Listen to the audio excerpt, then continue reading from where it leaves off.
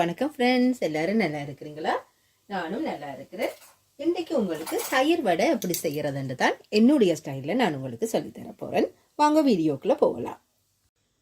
இப்போ இதில் 1.5 கப் உளுந்து எடுத்து ஊற விட்டு 2 மணித்தியாலம் ஊற விட்டு நான் இதை இப்போ தண்ணியை வடித்து எடுத்திருக்கிறேன். அதோட இஞ்சி துண்டு கொஞ்சம் சேர்த்துக்கொள்ளுறேன், உப்பு சேர்த்துக்கொள்ளுறேன். நாங்கள் பிறகும் ஒருக்கா உப்பு சுவையை பார்த்து கொள்ளலாம். இதை இப்போ நன்றாக அரைத்து எடுத்து வருவோம். இந்த வெங்காயம் பச்சை மிளகாய் எல்லாம் நாங்கள் அப்படியே பச்சையாக போடுறதுக்கு பதிலாக கொஞ்சமாக வதக்கி எடுத்து போடுறது இன்னும் கூடுதல் சுவையை தரக்கூடியதாக இருக்கும். இப்போ இதில் பெருஞ்சீரகம் கொஞ்சம் சேர்த்துக்கொள்ளுறேன்.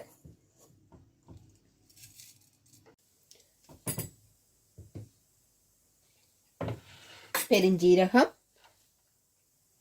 பொரிய தொடங்கிட்டு இப்போ சின்னதாக நறுக்கின வெங்காயம் சேர்த்துக்கொள்ளுறேன். அதோட ஒரு 3 பச்சை மிளகாய் நறுக்கினது சேர்த்துக்கொள்ளுறேன்.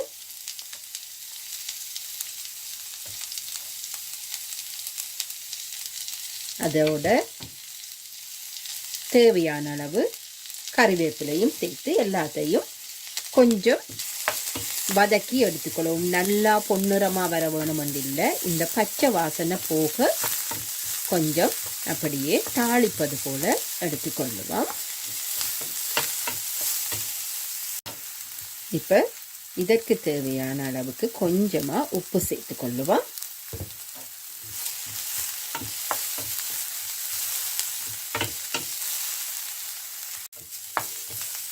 பாருங்க, வெங்காயம் பச்சை மிளகாய் எல்லாம் வதங்கி விட்டது. இதை இப்போ ஒரு பக்கத்தில் எடுத்து வச்சுக்கொள்ளுவோம். இப்போ நாங்கள் ஊற வைத்த உளுந்து அரைச்சி எடுத்துக்கொண்டு வந்துட்டேன். தேவையான அளவு உப்பு போட்டே அரைச்சிருக்கிறேன். ஒரு கொஞ்சமாக இந்த பதம் வார மாதிரி பாருங்க, நாங்கள் வடை போடுற பதம் வார மாதிரி அரைச்சி எடுத்திருக்கிறேன். இதில் உங்களுக்கு ஒரு டிப்ஸ் சொல்லி தரலாமண்டு இருக்கிறேன். கொஞ்சம் தண்ணி ஒரு டிஷ்ஷில் எடுத்து வச்சுக்கொள்ளுங்க.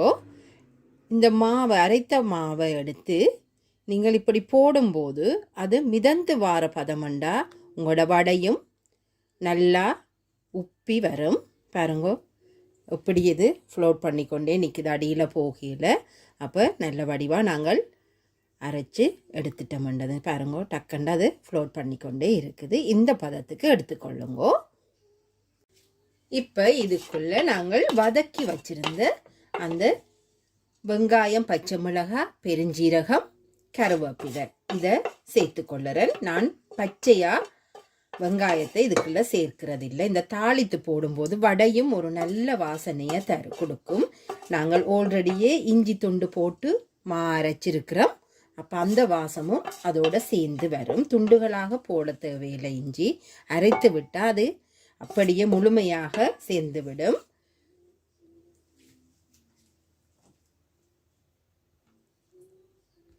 இப்போ இதை ஒரு கரண்டியால் வடிவாக அப்படியே இதில் கலந்து கொள்ளுவோம். உப்பு சுவையை ஒருக்கா பார்த்து கொள்ளுங்கோ.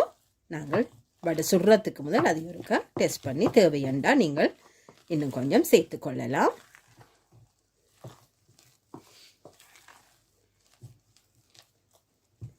இப்போ இதை ஒரு பக்கத்தில் வச்சுக்கொள்ளுவோம். ஒரு கப் அளவுக்கு நான் தயிர் எடுத்துக்கொள்ளுறேன். நான் இதில் கிரீன் சாக்லேட் தான் நான் இப்போ எடுக்கிறேன். நீங்கள் வீட்டில் செய்த தயிராக இருந்தாலும் எடுத்துக்கொள்ளலாம். ஒரு கொஞ்சமாக தண்ணி சேர்த்துக்கொள்ளுறேன். உப்பு கொஞ்சம் சேர்த்துக்கொள்ளுறேன். மிளகு தூளும் கொஞ்சம் சேர்த்துக்கொள்ளுறேன். இதை இப்போ கொஞ்சம் நல்லா கரைத்து கொள்ளுவோம். இதை ஒரு பக்கத்தில் வச்சுக்கொள்ளுவோம். இன்னொரு பாத்திரத்தில் ஒரு 1/2 கப் தயிர் எடுத்து முதல் கரைத்ததை விட கொஞ்சம் தண்ணித்தன்மை கூடவா கரைத்து எடுத்துக்கொள்ள வேணும். ஒரு வடை மூழ்கிற அளவுக்கு இருந்தால் நல்லது.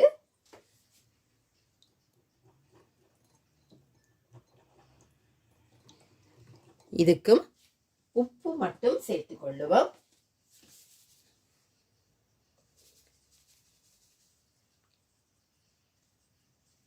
இதையும் இன்னொரு பக்கத்தில் வைத்துக் கொள்ளுவோம். அடுப்பை மீடியம் ஹீட்டிலேயே வச்சுக்கொள்ளுவோம்.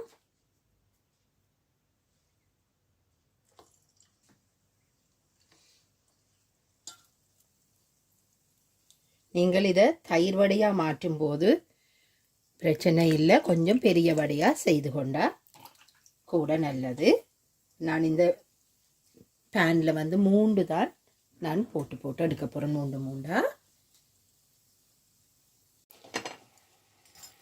பாருங்கோ, மெதுவடை நல்ல முளண்டு அப்படியே நல்ல குண்டாக வந்திருக்குது.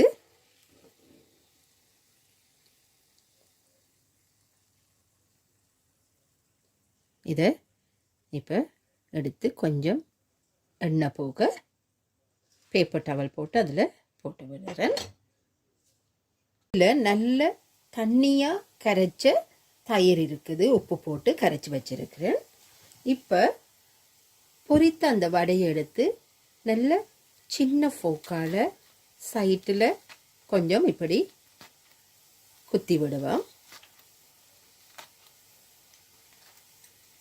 அங்கங்கே குத்திட்டு இதை ஒரு 5 நிமிடம் இதுக்குள்ள அப்படியே மூழ்கிற மாதிரி விட்டுக்கொள்ளுவோம். சுடுவதுனா உடனே அடுத்தபடியாக என்ன சுட சுட போட்டிங்கண்டா அந்த தண்ணியை அது உறிஞ்சிற தன்மை கூடவா இருக்கும். அப்போ அந்த ஜோக்கட்டுண்ட அந்த தயிருண்ட டேஸ்ட் வந்து நீங்கள் வடை சாப்பிடும்போது உள்ளேயும் ஊறி வரும். இதை இப்படியே ஊற விட்டு கொள்ளுவோம்.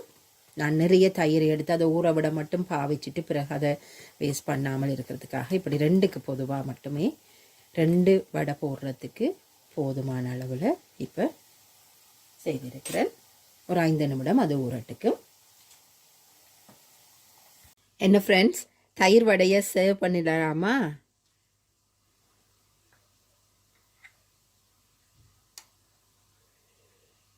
இது முதல்ல அந்த தன்மையான தயிரில் ஊறினது. நாங்கள் மிளகு தூள் போட்டு வச்சிருந்த இந்த தயிரை அப்படியே சுத்த வர விட்டுக்கொள்ளுவோம். இப்போ கொஞ்சம் இதுக்கு மேலே கருத்துருவலை சேர்த்துக்கொள்ளுவோம்.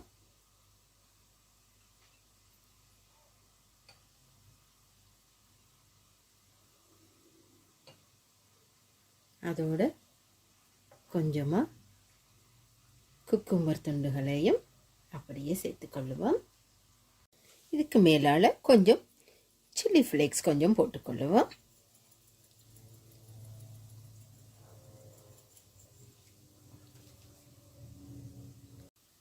சாப்பிட்டு பார்ப்போம். நாங்கள் முதல் தன்மையாக ஊற விட்டதால் பாருங்கோ, எங்களுக்கு இது நீங்கள் இப்படி ஃபோக்கால் வெட்டும் போதே நல்லா உள்ளுக்கு தயிர் ஊறி வருது.